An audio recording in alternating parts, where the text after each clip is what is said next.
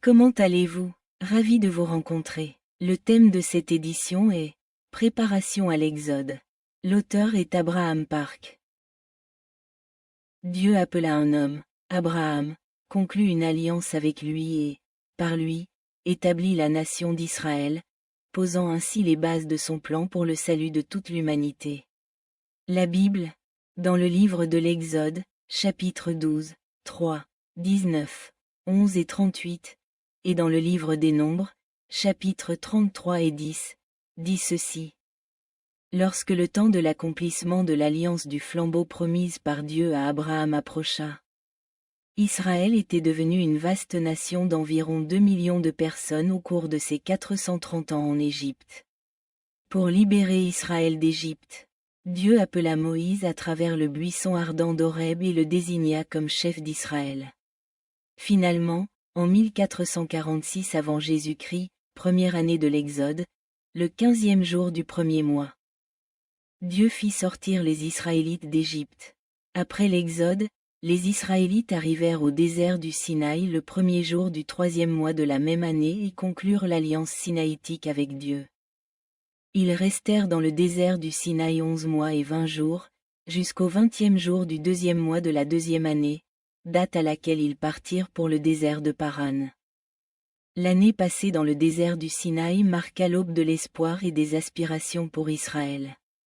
Autrefois esclaves en Égypte, ils naissaient désormais en tant que nation sous l'autorité de Dieu. Ce fut une période charnière pour la construction de leur nation, durant laquelle ils firent leurs premiers pas vers la souveraineté.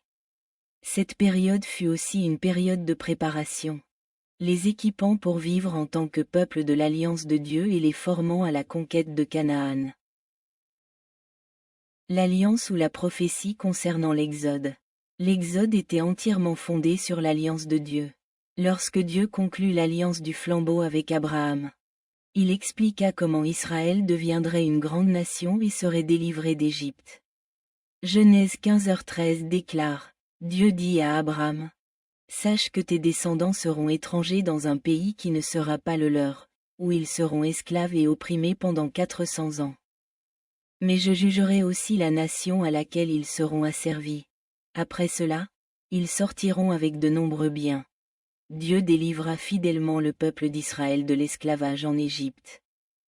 Conformément à cette alliance, la Bible, au chapitre 105 du livre des Psaumes, déclare, ainsi, l'histoire de la rédemption et l'accomplissement des promesses de Dieu, telles qu'elles ont été annoncées. Fidèle à l'alliance du flambeau, Dieu fit sortir le peuple d'Israël d'Égypte 636 ans après la conclusion de l'alliance. Deux faits majeurs contribuèrent à cet accomplissement. Les 430 ans en Égypte. Comme Dieu l'avait déclaré par l'alliance du flambeau, ils seront esclaves et opprimés pendant 400 ans. Les Israélites subirent 400 ans d'affliction en Égypte. Au moment fixé, Dieu libéra Israël de la terrible oppression qui régnait en Égypte, qui avait été comme une fournaise de fer, Deutéronome 4h20. Bien sûr, la durée totale du séjour d'Israël en Égypte fut de 430 ans. Exode midi 40 déclare, « Le temps que les fils d'Israël demeurèrent en Égypte fut de 430 ans. » Et au bout de 430 ans, jour pour jour, toutes les armées de l'Éternel sortirent du pays d'Égypte. La différence entre les 400 ans mentionnés dans l'alliance du flambeau et les 430 ans réels de résidence s'explique par les 30 ans, pendant lesquels Joseph fut premier ministre d'Égypte. Durant cette période, les Israélites n'ont connu ni oppression ni affliction. Pillage de grandes richesses pendant l'Exode. La Bible, dans le livre de la Genèse, chapitre 15, déclare ceci.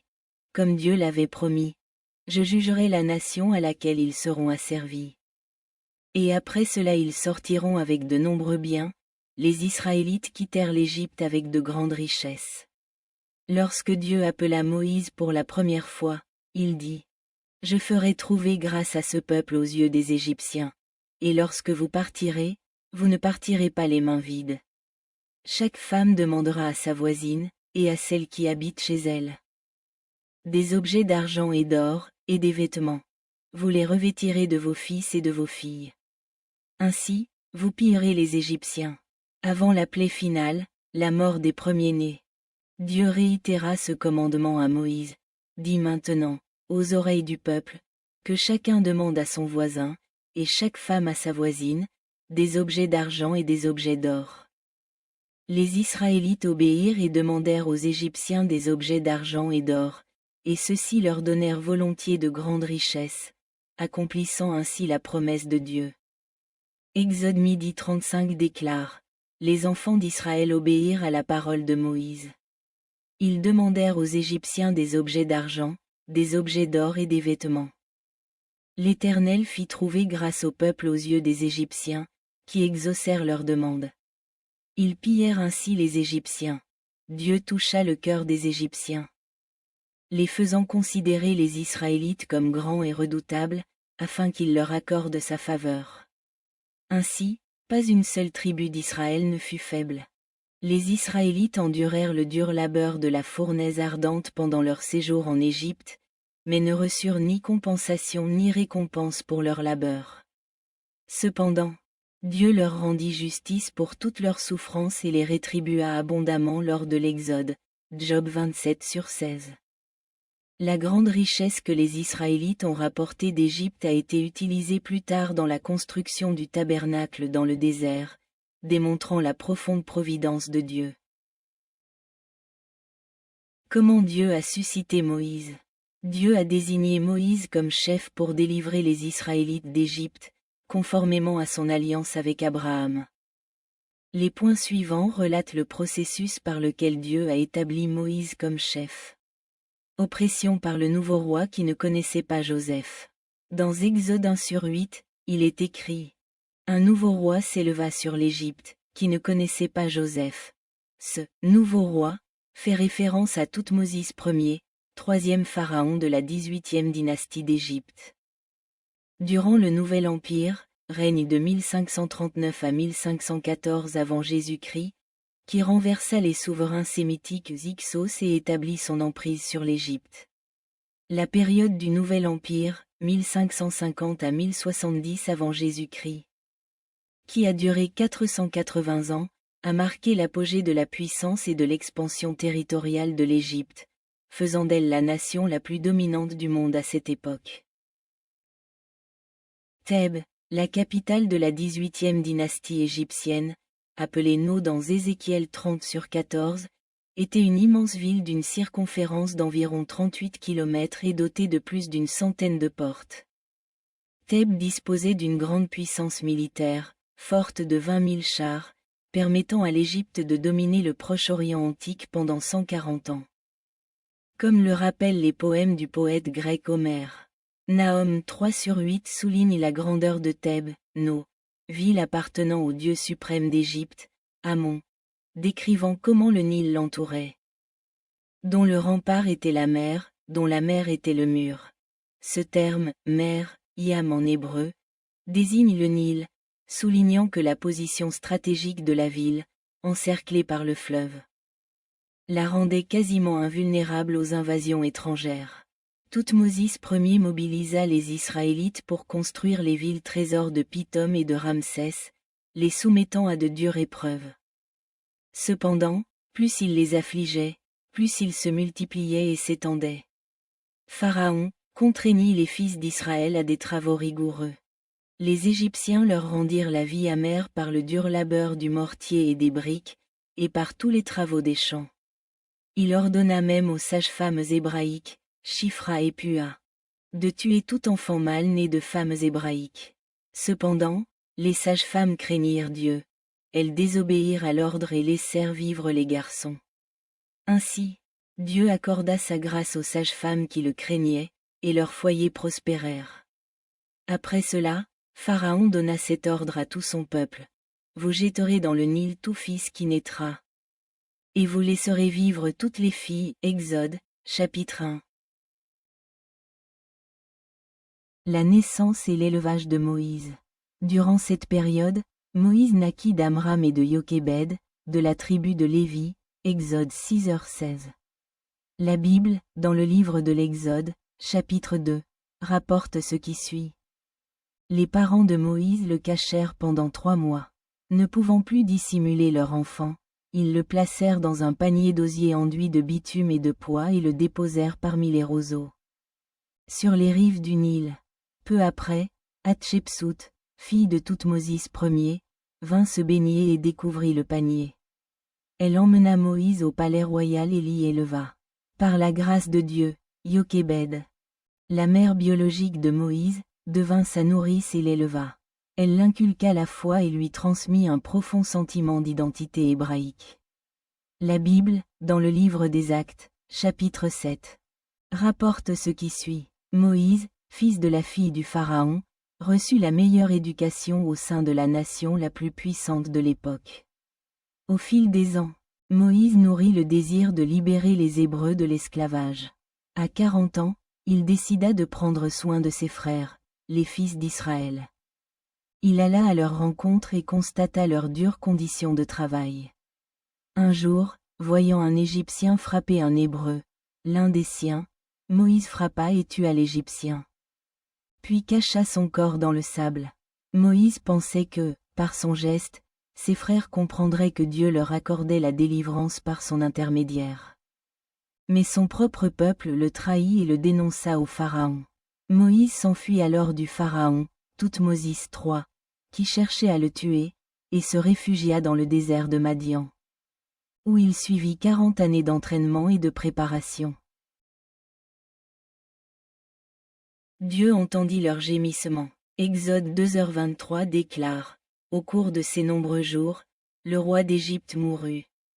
Les enfants d'Israël soupirèrent à cause de la servitude, ils crièrent. Et leur appel au secours, sous le joug de leur servitude, monta jusqu'à Dieu. Exode 3/7. Les Israélites subirent une humiliation insupportable et une cruauté déshumanisante sous la surveillance oppressive et les graves mauvais traitements de l'Égypte. Dépouillés de leur dignité, ils affrontèrent l'amertume de l'esclavage, mais ne purent exprimer une seule parole de protestation. Ils portèrent le poids écrasant du travail forcé et, dans leur désespoir, implorèrent Dieu. Gémissant sous l'angoisse de leur fardeau, Dieu entendit leurs gémissements, et Dieu se souvint de son alliance avec Abraham, Isaac et Jacob. Ainsi, l'œuvre de l'Exode commença lorsque Dieu entendit les cris des Israélites et se souvint de son alliance avec eux. Au moment de l'Exode, Thoutmôsis III, le roi cruel qui avait cherché à tuer Moïse, était mort et Amenhotep II, qui régna de 1450 à 1446 avant Jésus-Christ, était devenu le nouveau roi. Ainsi, Dieu orchestra le contexte politique pour appeler Moïse et préparer l'Exode. Dieu vit et prit note. Dans leur souffrance et leur désespoir, les Israélites implorèrent Dieu, et Dieu entendit leurs gémissements. Dieu se souvint de son alliance avec Abraham, Isaac et Jacob. Et il vit les enfants d'Israël et prit note.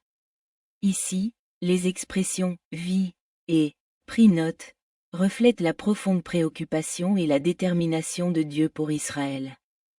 Le mot hébreu pour voir est ra en hébreu, qui signifie regarder attentivement, tandis que prendre note est yada en hébreu, qui signifie savoir. Dieu ne les avait pas oubliés et s'en souvint soudainement. Ensemble, ces mots soulignent que Dieu avait constamment pensé aux Israélites, ne les oubliant jamais. Ils montrent également combien Dieu considérait son peuple avec une grande affection, observant attentivement et comprenant pleinement leurs souffrances et leur désespoir. De même, dans Exode 3/7, le Seigneur dit, « J'ai vu, Raa, l'affliction de mon peuple qui est en Égypte, et j'ai été attentif à ses cris à cause de ses tyrans, car je connais, Yada, ses souffrances. » Cela fait écho à la foi de Joseph, qui, 360 ans plus tôt, avait témoigné sur son lit de mort de la promesse infaillible de Dieu, Genèse 50/24. En effet, l'Exode témoignait de la fidélité inébranlable de Dieu, qui voit et comprend son peuple et accomplit son alliance exactement comme promis, sans faille, Nombre 23h19. L'appel de Moïse. La Bible, dans le livre de l'Exode, chapitres 2 et 3, dit ceci: Dieu appela Moïse comme chef de l'Exode sur le mont Horeb. À l'âge de 40 ans, Moïse tua un Égyptien et s'enfuit au pays de Madian pour échapper à Pharaon. Après avoir passé 40 ans dans le désert de Madian, Moïse avait alors 80 ans lorsque Dieu l'appela. Moïse atteignit le mont Horeb alors qu'il gardait le troupeau et l'ange de l'Éternel apparut dans la flamme d'un buisson. Moïse vit que le buisson brûlait, mais qu'il n'était pas consumé. Le buisson épineux est l'un des arbres les plus insignifiants du monde. Le buisson ardent représente l'affliction ardente qu'Israël a endurée pendant son esclavage en Égypte. Comparable à une fournaise de fer, 1 Roi 8h51. Pourtant, le fait que le buisson brûlât sans se consumer symbolise qu'Israël, malgré ses épreuves ardentes, ne serait pas détruit. Au contraire, il serait préservé sous la protection absolue de Dieu et finalement délivré. Dieu dit alors à Moïse: N'approche pas d'ici, ôte tes sandales de tes pieds. Car le lieu où tu te tiens est une terre sainte, de même. Après que les Israélites eurent achevé leurs 40 années de vie dans le désert et se furent approchés du pays de Canaan pour s'emparer de la grande ville de Jéricho, le chef de l'armée du Seigneur apparut à Josué et lui adressa les mêmes paroles, Josué 5h15. Pourquoi Dieu a-t-il ordonné à Moïse d'ôter ses sandales? Premièrement, il était en présence de Dieu. La terre était considérée comme sainte grâce à la présence de Dieu. Le lieu de la présence de Dieu devient un sanctuaire saint et une porte vers le ciel. Genèse 28/16. Ecclésiaste 5/1 nous avertit: Prends garde à tes pas en entrant dans la maison de Dieu. Et approche-toi pour écouter, plutôt que pour offrir le sacrifice des insensés, car ils ne savent pas qu'ils font le mal. Puisque Dieu est saint, quiconque désire demeurer avec lui doit également l'être. Lévitique 11h44. 1 Pierre 1h15 nous instruit également, comme le Saint qui vous a appelé. Soyez saints vous aussi dans toute votre conduite. Deuxièmement, Dieu voulait que Moïse résolve le péché qui l'habitait. Les sandales que portent les hommes, qui accumulent la poussière et la saleté de leurs pas, symbolisent leur vie, leur cheminement du passé au présent. Essentiellement, les sandales représentent le chemin de vie, jalonné de pensées et d'actions quotidiennes. En ordonnant à Moïse: Enlève tes sandales, Dieu l'invitait à réfléchir à la manière dont il avait vécu jusqu'alors. Reconnaissant les impuretés et les péchés qu'il portait en lui, cet acte était un appel à l'introspection, alors qu'il se tenait en la sainte présence de Dieu. Dieu connaît chaque chemin que nous avons parcouru avec nos sandales. Psaume 139/3. Que représentent donc les sandales que Moïse a reçu l'ordre d'ôter? Les sandales de la volonté humaine. À 40 ans, Moïse tua un Égyptien dans un moment de pulsion humaine incontrôlée. Acte 7h23. La volonté humaine désigne les actions motivées par la volonté personnelle ou les désirs personnels. Comme le reflète le mot hébreu, ratson, Genèse 49/6, qui signifie volonté personnelle, plaisir ou caprice. Chez l'humanité déchue, cette pulsion impulsive, enracinée dans la chair et le sang, laisse circuler une énergie corrompue, conduisant à la colère, à la haine, voire au meurtre pour des raisons futiles. Lorsque la volonté humaine prend le pas sur celle de Dieu, cela se manifeste par une pulsion humaine incontrôlée. Les sandales de la précipitation.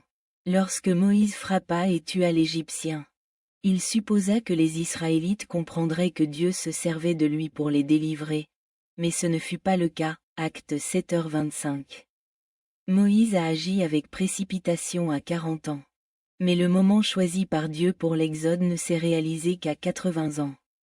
Se précipiter, c'est ne pas marcher avec Dieu. Une personne précipitée est insensée. Elle tombe dans la pauvreté et agit encore pire qu'un insensé. Proverbes chapitre 14, 21, 29. David, un homme selon le cœur de Dieu, acte 13h22, n'a pas été poussé par la précipitation, mais a suivi la volonté de Dieu. Les sandales du désespoir. Moïse renonça à l'idée de délivrer son peuple après avoir été son berger pendant 40 ans. Lorsque Dieu l'appela, il répondit, « Qui suis-je ? Pour aller vers Pharaon et faire sortir d'Égypte les enfants d'Israël ?» La Bible, dans le livre de l'Exode, chapitre 3, 4, 2, 7 et 15, dit ceci. Même après avoir entendu Dieu parler des 3 signes miraculeux, il répondit avec désespoir. « S'il te plaît, Seigneur, envoie le message par qui tu veux. » Cette réaction découlait de son manque de foi en la toute-puissance de Dieu. La vie de Moïse fut marquée par les souillures des émotions charnelles, la précipitation, le désespoir et l'incrédulité. La seule façon pour un pécheur de vivre est de reconnaître la gloire et la sainteté de Dieu, de se repentir profondément de ses péchés passés et de recevoir sa miséricorde. 1 Timothée 1h16. Troisièmement, Moïse doit devenir un serviteur de Dieu. Dans les sociétés du Proche-Orient ancien, seuls les hommes libres portaient des chaussures, tandis que les serviteurs allaient pieds nus. Ainsi, l'ordre divin à Moïse d'ôter ses sandales symbolisait qu'il allait désormais devenir son serviteur, en totale soumission. Les serviteurs ne peuvent agir contre la volonté de leur maître ni selon leurs propres pensées et désirs. Devenir serviteur signifie, par essence, renoncer totalement à soi-même. Dans Matthieu 16h24, Jésus dit aussi, « Si quelqu'un veut venir après moi, qu'il renonce à lui-même, qu'il se charge de sa croix, et qu'il me suive. » Celui qui renonce à lui-même renonce à ses propres pensées, à son entêtement et à ses projets. Dès lors, Moïse devait abandonner entièrement sa volonté et agir uniquement selon la parole de Dieu. Devenant ainsi un véritable serviteur de Dieu. Après cela, Moïse put obéir exactement à ce que Dieu lui avait ordonné. Dieu n'a pas appelé Moïse alors qu'il était jeune et plein de vigueur. Il l'a appelé à l'âge avancé de 80 ans, alors qu'il semblait difficile d'attendre quoi que ce soit de lui. Cependant, aux yeux de Dieu, c'était le moment idéal pour le nommer serviteur. En effet, l'œuvre de Dieu ne s'accomplit pas par la force ou le zèle humain, mais par son propre zèle divin. Philippiens 2h13. L'apôtre Paul confessa, « Car je suis jaloux de vous d'une jalousie divine. » 2 Corinthiens 11/2. Reconnaissant humblement que tous ses efforts pour la volonté de Dieu ne provenaient pas de sa propre volonté ou de sa propre force, mais de la grâce. De la force et du zèle qui venaient de Dieu seul. 1 Corinthiens 15h10. Par cette rencontre, Moïse mit fin à sa longue errance, guidé par sa propre volonté, et renaît comme un serviteur fermement tenu entre les mains de Dieu. Après avoir ordonné à Moïse d'ôter ses sandales, Dieu parla de nouveau du milieu des flammes ardentes, déclarant : « Je suis le Dieu de ton père, le Dieu d'Abraham, le Dieu d'Isaac et le Dieu de Jacob. » Qui est ce Dieu qui apparut à Moïse ? Premièrement, il est le Dieu de ses ancêtres. La Bible, dans le livre des Psaumes, chapitres 102, 105 et 34, dit ceci. Il est le Dieu d'Abraham, d'Isaac et de Jacob, les ancêtres des Israélites. Le peuple de Moïse. Deuxièmement, il est le Dieu de l'Alliance. Comme le dit Exode 2h24, Dieu se souvint de son alliance avec Abraham, Isaac et Jacob, et vit les fils d'Israël et les observa. Troisièmement, il est le Dieu des vivants, qui vit et œuvre pour toujours. Dieu est éternellement vivant, actif dans le passé, le présent et l'avenir, et il est l'Éternel, l'Absolu. Ainsi, il n'est pas le Dieu des morts, mais le Dieu des vivants. Pour Dieu, tous sont vivants. Luc chapitre 20. Quatrièmement, il est le Dieu qui entend les cris d'Israël et le délivre.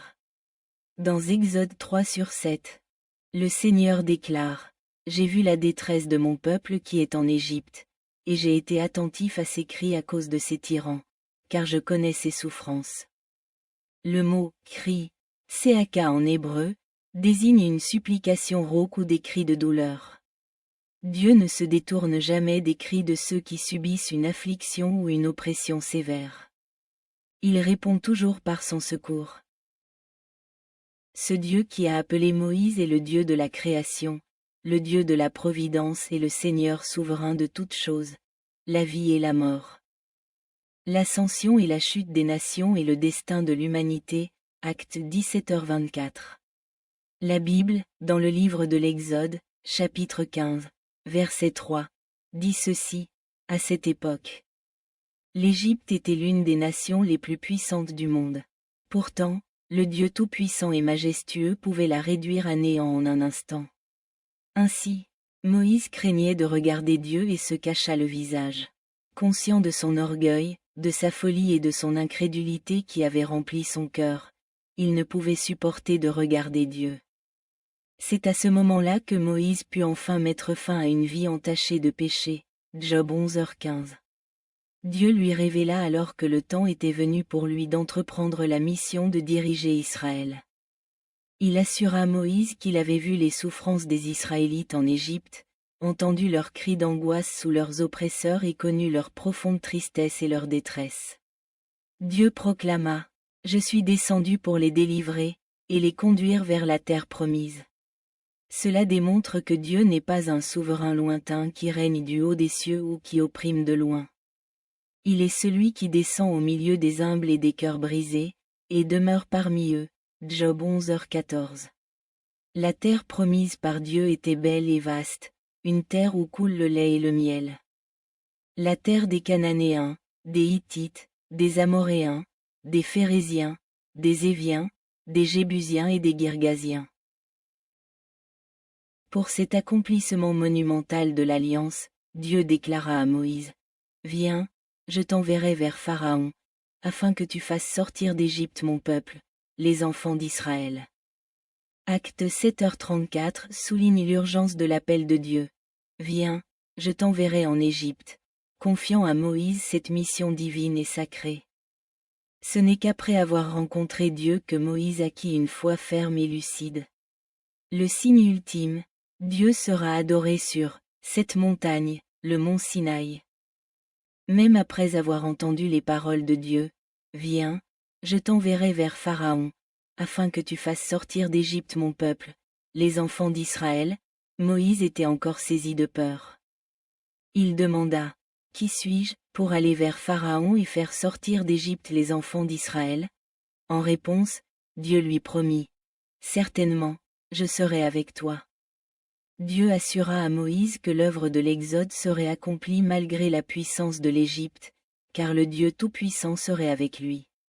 Dieu promit, « Voici le signe pour toi que c'est moi qui t'envoie. Quand tu auras fait sortir le peuple d'Égypte, tu adoreras Dieu sur cette montagne. » Cette montagne fait référence au mont Sinaï.